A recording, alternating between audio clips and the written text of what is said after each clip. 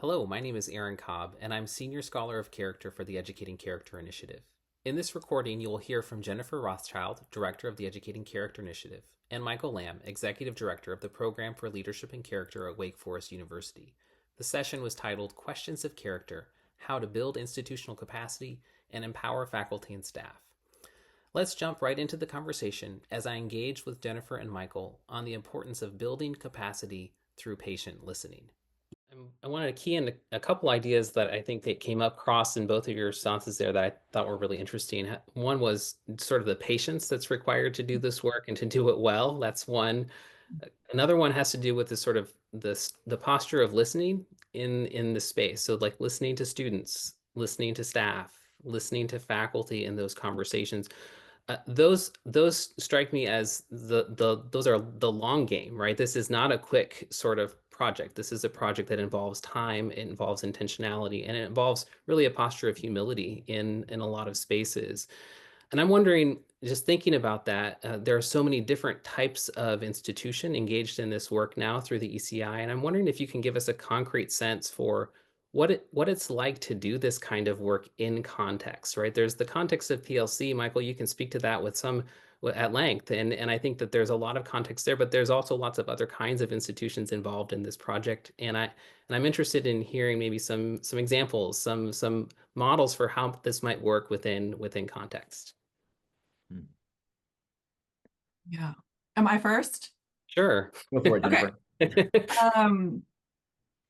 So yeah, I love connecting the context piece with the listening piece. I hadn't really thought about them together, but I do think that's right. So when we start a call with a group that we haven't met with before, we start by saying, tell me about character at your institution. Tell me about your students. Tell me about the programs tell me about your goals. What are you trying to do? Tell me about the mission and vision and the culture of your institution. We need to hear you talk about what's happening there so that we have something to hook into. I do also think that the listening and the slow patience, it's key to something sustainable, like something deep and that's going to get embedded in the institution. You know, change is slow and academic bodies are bureaucratic and it's hard to move. And so I think building it the right way the first time and just taking your time to do it is the thing that's going to make it last and effective.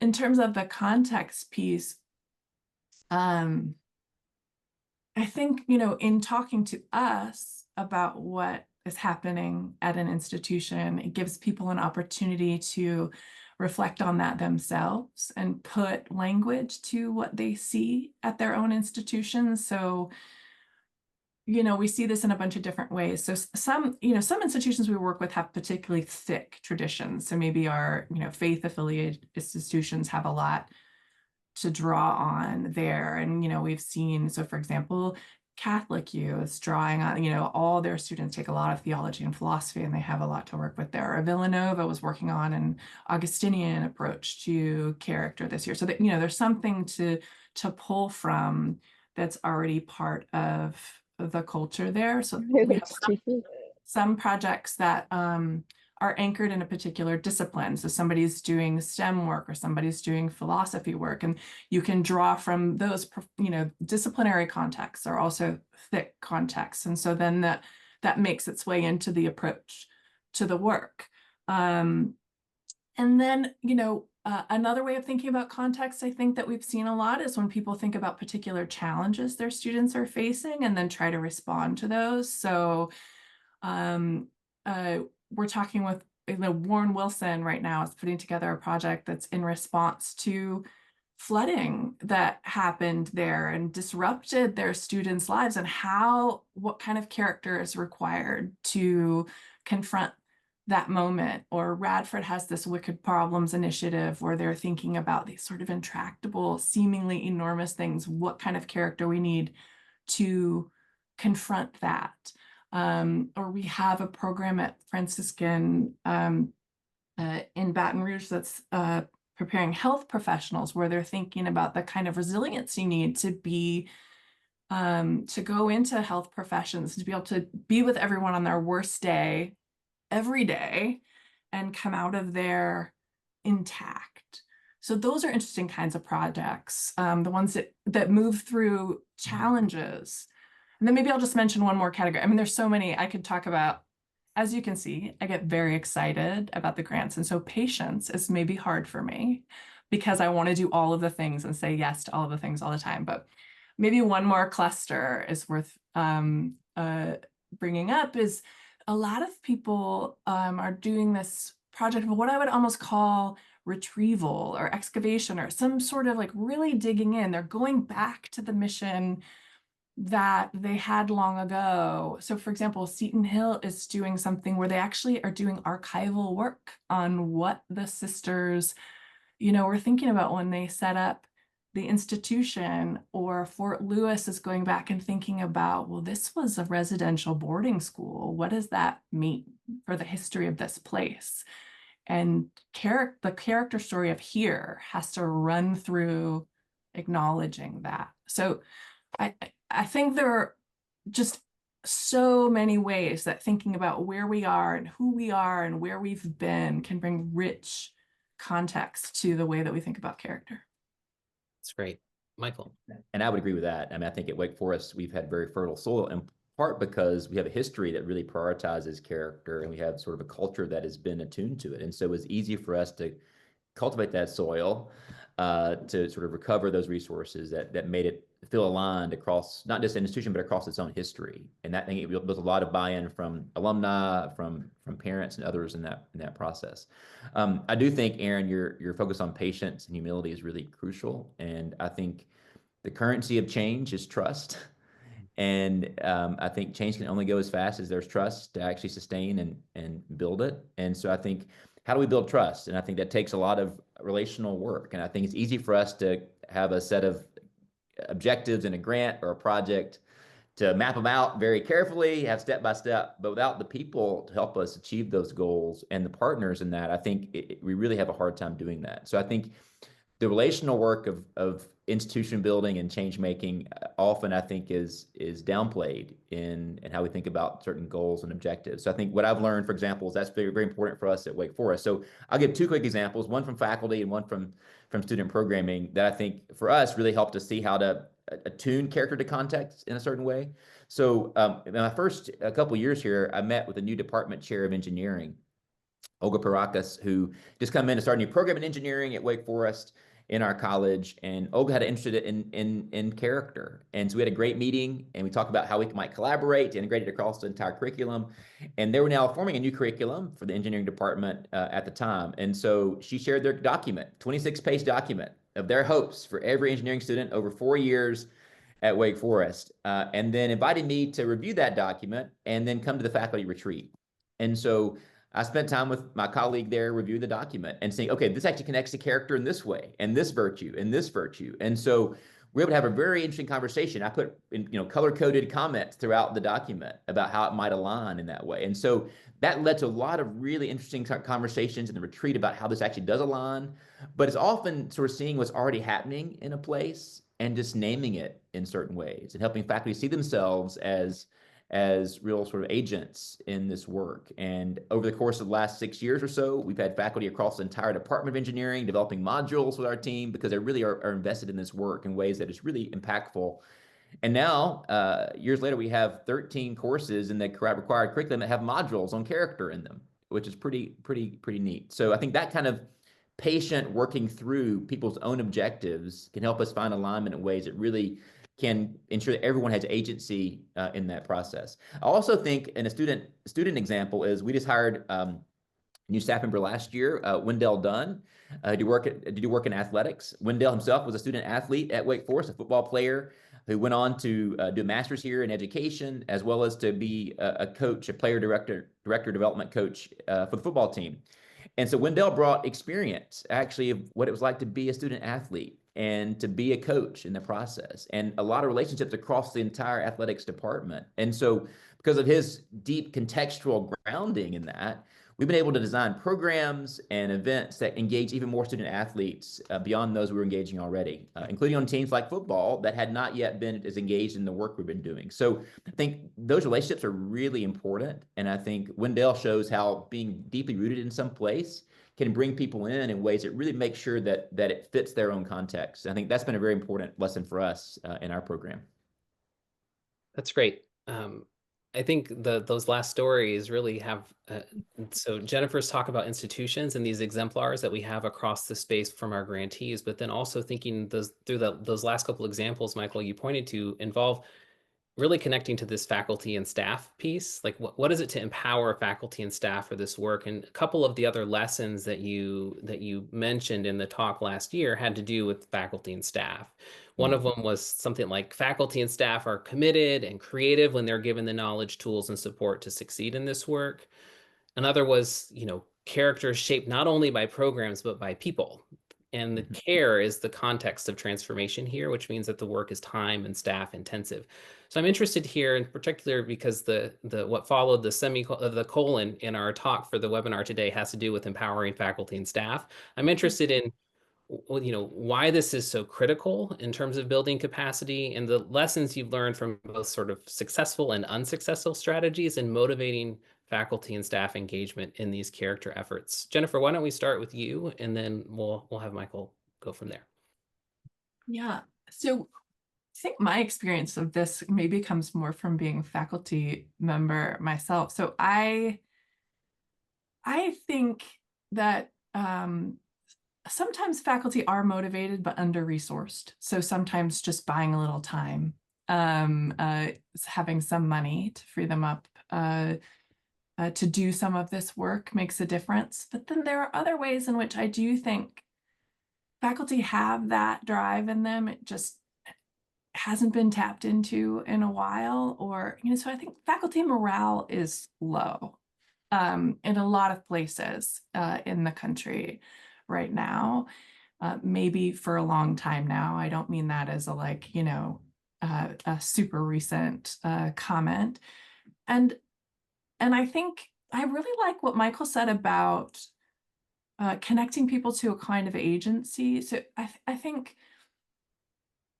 letting people see themselves in the work or finding a way for them to think of it as theirs and not just another thing that's happening around there. So some, admin's new initiative, or this is like the new speak that we're using for students. It's just one more thing that's being funded and then it's going to go away. So I think, faculty have gotten used to being cynical about programming and thinking it's not going to do anything. It just requires me to change my syllabus, but nobody actually cares about the depth anyway. And so I think, that like building that trust, getting people in, finding ways to connect it to the work they do and the approach to it. Like we've seen again and again, this happened. We talked about this at the conference, Michael, at our big conference in December, how alive people seem to this. Like I think character programming runs on love. And I do feel like when people find this work, what they find is a love for their students all over again. Something about the reason that they were attracted to this job in the first place. They find community in like-minded people. So it's refreshing to meet other people who care about this and to talk about it. And I feel like I've seen again and again since coming to ECI,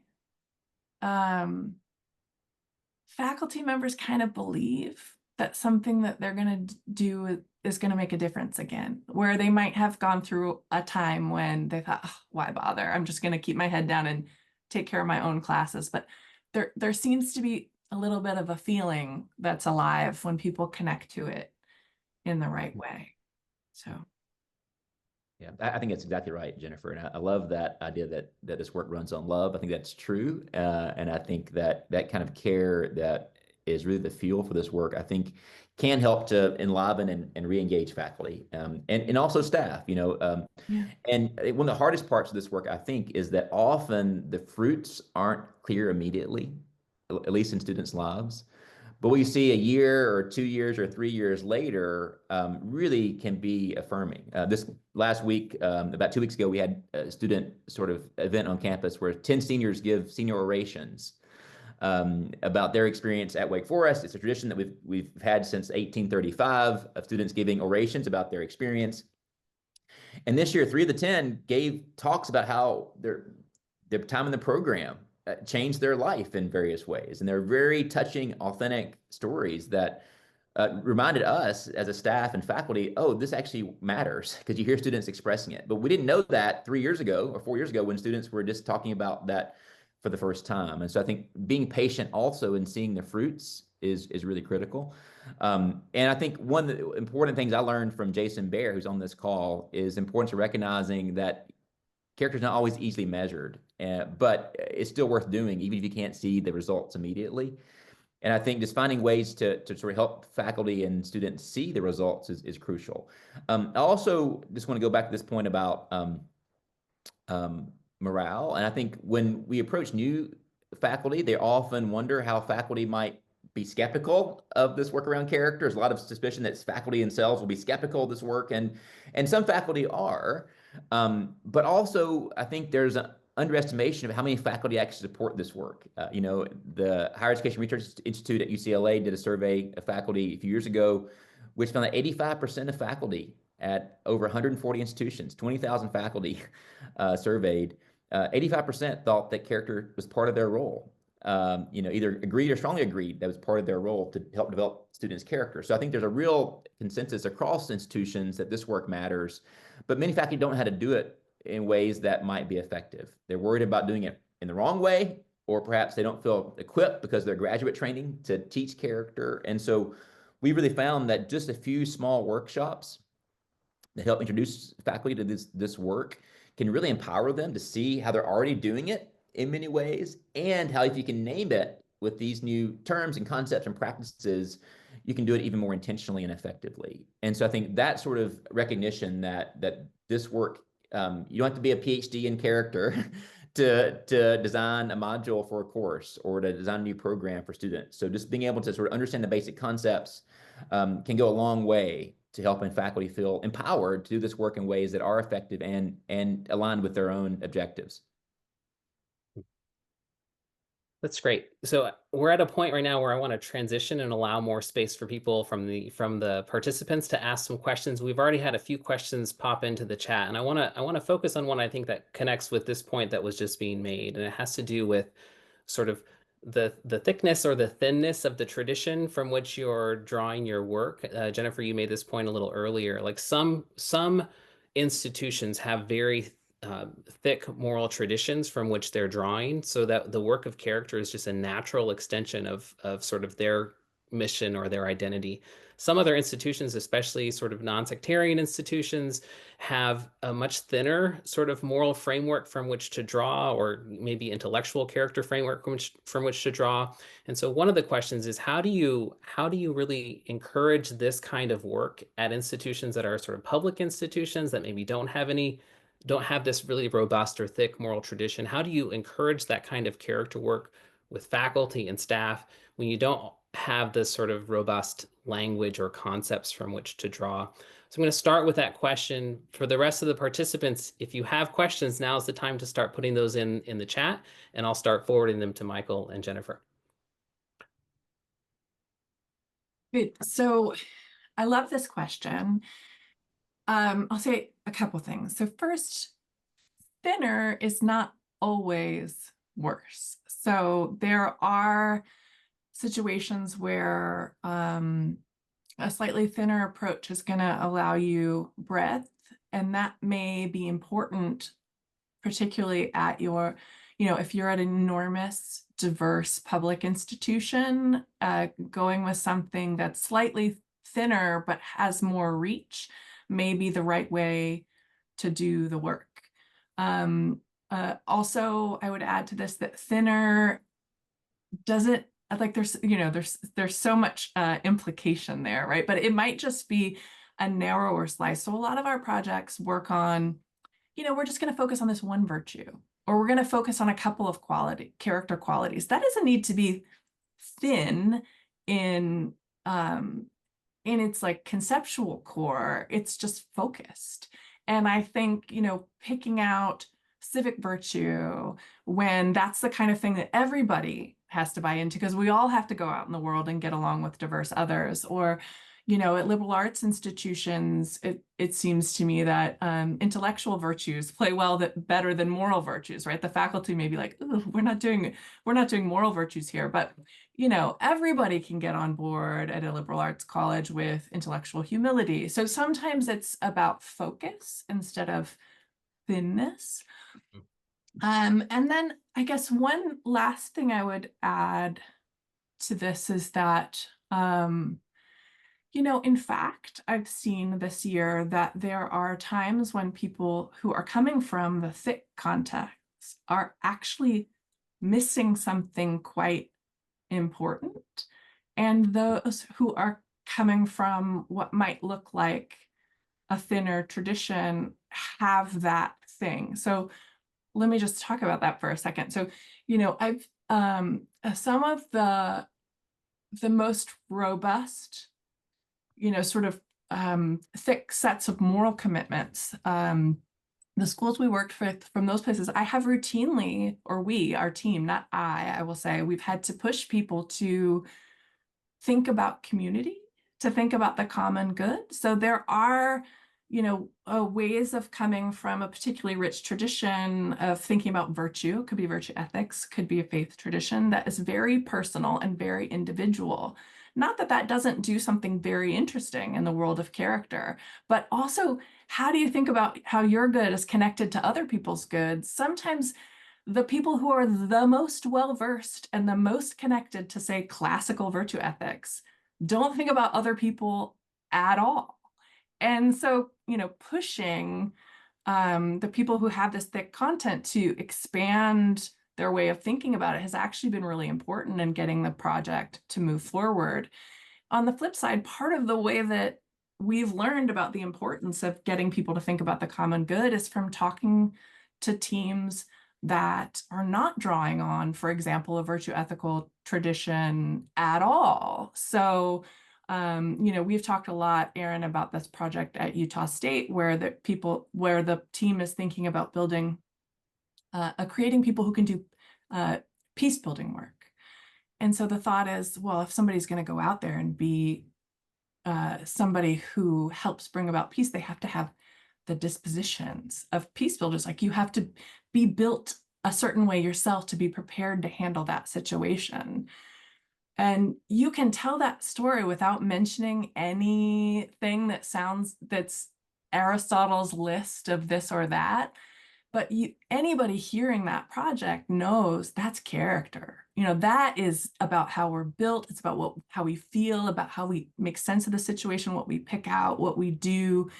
And so, if I can imagine a person, so I'm a philosopher, right? I can imagine a philosopher reading this and being like, well, there's no theory here. And that what that person means when they say something is thin means there's no theory here. But what I would say actually is that project is thicker with character than some of the things that we see that use all of the virtue buzzwords. And I'll just add one addition to that, Jennifer, which I think you said so well, is that one thing we found in our work with the Oxford Character Project, and now I've seen at Wake Forest, is that when you just teach about concepts versus actually give students practices to actually engage, it doesn't actually work as well. And so it's really important for us to think about character not only as virtue literacy or knowing about character and virtue, but actually helping them have occasions to practice and habituate those dispositions. And I think finding ways that actually can be done with conceptual coherence is very important. But just recognizing it's not just about knowing about it, it's really about finding context to really help students do it in ways that they can become it. That's good. So I recognize that there are 3 philosophers hosting a webinar session right now, and so it's very easy for us to do theory. And so I want to actually make a transition to a very practical question. So this happened earlier in the chat, but I want to say this. I'm going to probably butcher this in my own words, but I think this is it's a question about practice. So imagine, so everything we said is true, right? With respect to these some they might not have the virtue buzzwords, but they're doing character work. But there are some traditions that seem to think that they have a corner on the language of character or the language of virtue. Philosophers are chief of sinners in this space, I think. But when you do the work of trying to build character-based programming on campus, you're going to work across faculty and staff lines where you're going to have to engage and develop a shared vocabulary. And doing that work may be really, really difficult if there are attitudes that say, like, no, we have a corner, we've got the right words, we've got the right things to say in this space. And I'm wondering if you can just sort of give us some practical guidance on how to do the work of engaging in conversation across disciplinary boundaries, across faculty and staff lines, in the development of shared vocabulary to support character programming at a campus. Well, I know at least at Wake Forest, I think one thing that's been very helpful for us is really asking questions. What are you trying to achieve in your course? What are your hopes for who your students will become at the end of this course or this 4-year degree? And letting faculty share their own aspirations and objectives and their goals. And what you often will find, if you do know enough of the character language, you'll find points of connection.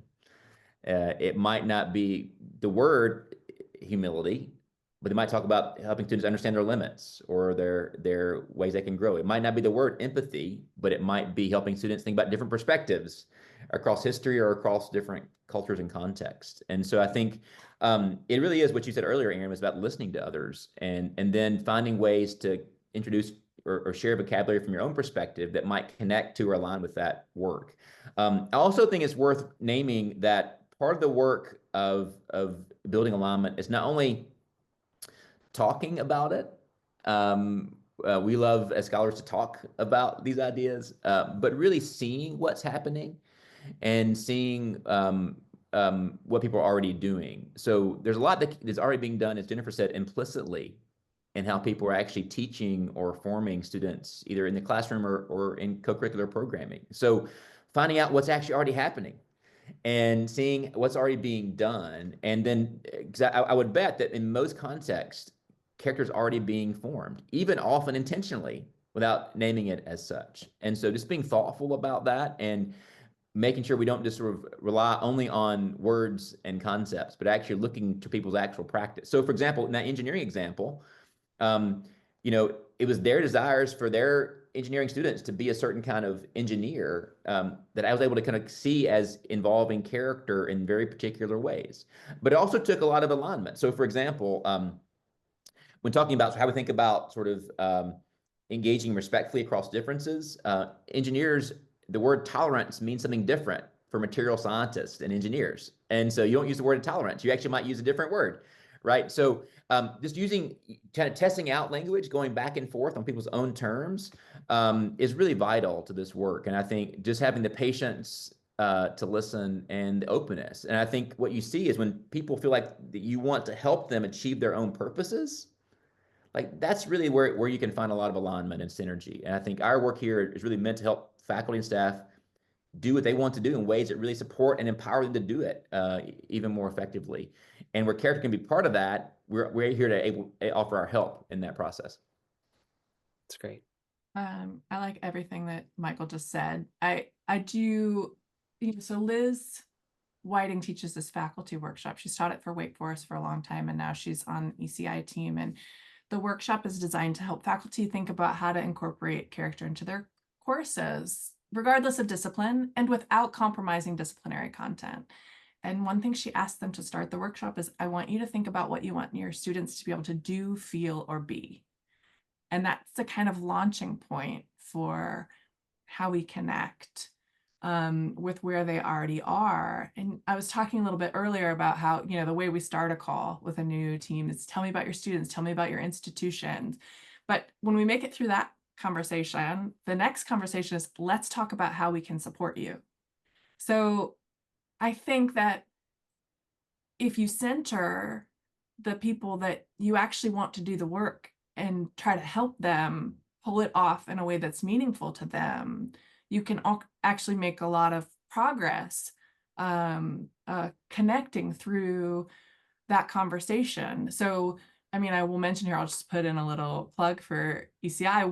We're here to have those conversations with you. So whether you're a grantee or you're not, whether you're deep in character work and ready to do something enormous, or like you just stumbled upon this webinar and it's the first time you've ever thought about it, this is what we love to do, is be thought partners for people. And we also will come in, maybe you have a group of people that just can't see eye to eye or can't find common language. We're also happy to come be part of a conversation with a group of faculty or a group of people that are trying to figure it out. And sometimes it just takes somebody to moderate a conversation. We've all been in rooms where there's a person who says, I hear you saying something that actually fits really well with what you're saying. If we could just put it this way, I think we're kind of on the same page. So just, all these ways that involve seeking common ground and meeting people where they are and trying to prop them up and support them there and validate the things that they want to do, I think really move the work forward. I want to take a little bit of, there's a couple other questions coming in the chat, and I want to ask this question. It's going to take us back to the earlier points about institutions. So we've been talking a lot about faculty and staff and sort of developing shared vocabulary and the sort of avoiding paternalism, inviting people into conversations with each other rather than listening patiently and humbly. This question is about institutions. And so lots of our grantees are thinking about curricular efforts or core curriculum efforts. Others are thinking about how this can be integrated within broad strategic plans. And I know, Michael, you mentioned at the outset that Wake Forest has done a little bit of that work with respect to the PLC and some of the language there that you all use on leadership and character. I'm wondering if you could think about and talk through some of ideas about sort of how to cultivate uptake at institutions for character as parts of strategic plans. Yeah, it's a great question. And I think, again, goes to context, right? Not every university is in a planning process right now, or it might be 5 or 10 years before you are. And so it's important to recognize what opportunities that you have for that. When we started this work, we were not in that process. But now, 5 years later, 6 years later, when we actually began it, we built enough relationships that it became a really important part of our work. And so I do think that it depends on where you are. So in that case, we had time to actually build a relationship. So in that process, then it wasn't just us saying leadership and character matter.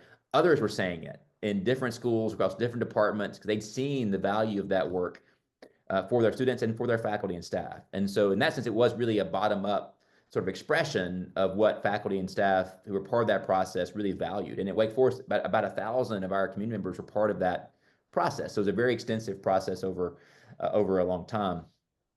But I'll also say that sometimes having a new planning process or a new curricular requirement gives you an opportunity to introduce something new that might otherwise take years to do. So finding ways in that process then to begin to articulate, whether it's a new president or a new dean or a new leader, how might their vision be able to really sort of motivate and build momentum around an idea like educating character in that context. So I think it really depends on your own context. I do think, again, relationships are really vital in this, and I can't emphasize those enough. And it's easy to say that, but to do the work of that it takes a lot of time and it takes a lot of effort and a lot of one-on-one meetings. And so I think one thing I've learned a lot from is the community organizing tradition of how people actually go in communities and meet the key leaders there. And it may not be the department chairs or the deans. It might be a faculty member who's been there for 10 years or one that just arrived 2 years ago, but has really earned a lot of trust. And then trying to find ways to see how you can learn what they're doing and then how to really connect what you want to do or what you hope to do with what they're already doing or want to do. And the more you have that synergy, I think that's better, but that takes a lot of time and you don't find it in every meeting. And so patience really matters in that. And I just can't emphasize the relational work enough. We have short deadlines and a lot of pressure in higher ed. But the more we can build that kind of culture of communication and collaboration, I think the longer this work can endure. Yeah, I don't have much to add to the big institutional initiative part of this. And I know that was the force of the question, so I don't want to take away from that. That is important, that really big picture stuff. But I do want to emphasize that I think the little things matter a lot in this space. So let's say all you can get off the ground is a faculty workshop like the one I was talking about, where 15 faculty come in and integrate character into their courses. Well, now you have 15 courses next year that have character in them. And then, if those happen the next year, and maybe you do the workshop again and 15 new people, and then maybe one of those faculty members designs a new course and puts it in there. And now students are in 2 classes that are talking about it and it's connecting. I mean, these kinds of things make their way through the institution, suddenly something's showing up in a mission statement that you didn't realize, like people don't even know that they're drawing that from the character that's happening. I was looking a little bit at the people who are here, and I noticed that Glenn Sanders is here, and he's one of our grantees at King University, and he has been really collaborative and really conversational with us this whole time since we've started at ECI. And every once in a while, I get an email from him that tells me a story about how, he was at some event or met some person on campus, and they were doing this thing that was kind of inspired by and connected to the character grant that they're running, but it's not something he planned. It's just something else that crops up in the culture when this is happening. And so I really do, I just want to second this thing that Michael's saying about the community organizing, like, the grassroots things, they really do, they're the things that get into people and kind of snowball over time and have kind of sticking power. So I'm cognizant of the time, and I want to make sure I get a couple, maybe one or two more questions in. So there's one that came in to me privately, so I want to ask a version of this because I think it connects with another one that's in the chat as well. So one of the things that often that I think is a struggle sometimes in universities is with character education programs is sort of getting past some of the common associations with what character education is, that it's a certain sort of prescription, it's a sort of way of doing things that it's often sometimes is weaponized against particular groups. And I'm just interested in thinking about how ECI is expanding the conversation by inviting new voices into dialogue with longer established projects in character ed. And if you might talk sort of about some of those challenges, like getting past some of the common associations with the words character education in this space. Yeah, so maybe I'll go first here. I do think language can get you a long way here. So where virtue language has, virtue language, if that makes you feel kind of allergic to a project, you don't need to use that. Sometimes character feels that way to people too. So finding a way to name what it is that you're doing that connects to the deeper principles, but that is the kind of thing that people there, given the history there and the concerns there, feel good about, is really key. I do think that there are kind of deeper principles to character that underwrite all the versions of it. And I mean, I don't know that we have enough time to really go into that, but so for example, I'll just give a couple of examples. Like I think that anything that's character is going to be about how we make sense of the world, what we desire, how we feel about the world, and also what we do. So it's how we're built toward action. So anything that's just a feelings project that doesn't think that has anything to do with what we do in the world, it's probably not onto the whole story yet. So I think there are principles like that. There are features that we look for. I also think character, not the word, but the real stuff of it, is about structure. It's about how we're held together. It's about the fabric of our being. And so there's a kind of story about fit, what goes together and what doesn't, and how we can be whole and not in conflict with one another or in conflict internally with ourselves. Having character is about being and pursuing and restoring wholeness in ourselves and in our communities. And I think there are a million ways to articulate that don't depend upon being Aristotelians or coming from a particular Christian tradition and that they're very easy to express in ways that could never be weaponized against particular groups of people. And so, I think there's rich opportunity there if people are willing to be creative, but also grounded in the real depth of the thought. And I just add maybe one practical tip that I found helpful, but I think also has much deeper roots to it is sometimes language of character or virtue can be alienating or distancing, but talking about particular virtues Yeah. like humility or empathy or courage or justice or generosity or name your virtues. Um, Many people agree about we need students who recognize limits of their thought, their ability, and have humility. Students who actually are able to empathize with others who are different from them, who have the courage to defend their beliefs and to listen to others when they might be unpopular. So I think shifting to just character virtue generally or generically toward particular virtues can actually help you find common ground, but also help you identify what really matters in your context. Maybe your students are really good at one virtue, but they need help on this other virtue over here. And so that kind of narrowing process, I think, can help, ironically, build buy-in in places, but also help you figure out what really matters in your own context.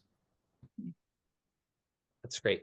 So we're coming right up on time, and I want to make sure I ask this last question for you both because I want to end on a statement of hope and a thought towards the future in this respect. But before I do that, I just want to remind everyone that we do have webinars coming up, additional opportunities to engage in conversation. Please reach out. We love to have conversations of this sort about your institutions, about how to do this work in contextually deep ways. So here's my final question that I'm going to put to both of you. And because Michael is a scholar of hope, I'm going to ask him the question first, and then I'll ask Jennifer to conclude the thoughts here. But in terms of your thinking about character and character programming, empowering faculty and staff, I'm most interested where you see glimmers of hope. And this might be personal, right? So your own personal engagements in the work in your own spaces, or it might be thinking more broadly across the landscape of higher ed in the US right now and around the world. But where are the glimmers of hope you see in the work that you're evaluating and you're seeing? Well, I think for me, I have two, maybe three sources of that hope. One is our students. I mean, today I had a meeting with two students who are talking about who they want to be in the world and how much the courses we had, in their first year were shaping them in that sense of who they want to be. And I think seeing students from their very first year to their very last year um, really doing this difficult work and taking it seriously and seeing how it matters to them, I think it gives me a lot of hope that even though it's really hard and even though it takes a lot of effort and it's not always effort that's seen or visible, that work really matters. I grew up on a small farm, and I think a lot about farming metaphors, and I think we do a lot of planting of seeds and tilling the soil, and we don't often see the harvest. But when we do see the harvest, that can be meaningful for us. So I think for me, students give me a lot of hope. I think secondly, my team, we have an amazing team, and I just feel so lucky to work with people every day who really care about students, about faculty, about staff, about really doing this work in ways that have integrity. I think it's easy to say the word character and say it a lot, but I think our team really, it gives me a lot of hope. They care about it so much and really try to live it out in their own life. And then also to say this quite genuinely, we have 100 people on this call right now who really are doing this work in their own places. We have over 1,200 in the ECI community right now from 500 different organization institutions. There's a lot of energy. And I think what I really get excited about, we can see the news, we can see the ways that higher ed its values being questioned. We also see a lot of effort to really make a difference. And I think what you all are doing in your own context, I think really for me is giving me a great sort of sense that this work is important and that there's a huge appetite for it. And if we can do it together and learn from each other in that process, then we can do it even more effectively. So that's for me a real source of hope. Great. Jennifer? Yes to all of that for sure. I mean, I think of myself, I sometimes have the tendencies of being a cynical philosopher myself. I mean, I love nothing more than to tell you the 32 ways that the argument that you just made doesn't work. That's a good time for me. I mean, that's how I move. But this is something that I can feel, this is real for me. And I think I see that in other people too. As I was talking this morning with Emily Hunt Hinojosa, who runs our research team and some other things for ECI. And one thing she said that I really liked is that that we've made space here for this to be personal, and that's a win. for us. I think that's right. You know, the work is personal, and finding a way to lean into it as who you are, bring your full humanity to the work, and makes it meaningful. And I see signs of hope everywhere. I think people are, I mean, this echoes what Michael said. People are trying. People are engaged. They're creative. They're doing really exciting projects. So I think of what we're trying to be a part of at ECI. You know, it's not just a program, right? I think of this as a movement that we're all working on together. And so I think that's very hopeful. That's great. Thank you all. So I want to just, and in wrapping up, I just want to say some of the key words that I heard in the session, which I think echo this point about relationality. We've talked about trust. We've talked about listening, inviting people to the conversations, humbly attending to what they're saying. I think the phrase was, this work runs on love. And I think that's a really excellent space to begin. And the connections between love and hope are clear in this space. So thank you all for your, thank you to the panelists. Thank you, Michael and Jennifer, for your excellent wisdom and insight in this space. Thank you to all the participants who came and listened in today. Please remember, we have our next webinar as of March 18th, and we'll hear from Christy Gullisarian and Alma Barnett from Arizona State University as they talk about organizational transformation and the importance of relationship and reflection in this space. So thank you all so much. Until next time. Thanks, Aaron. Yeah, thank and you. Michael, and everybody. Thank you. Thank you all. Thank you, Aaron. Thank you, Jennifer. Bye, team.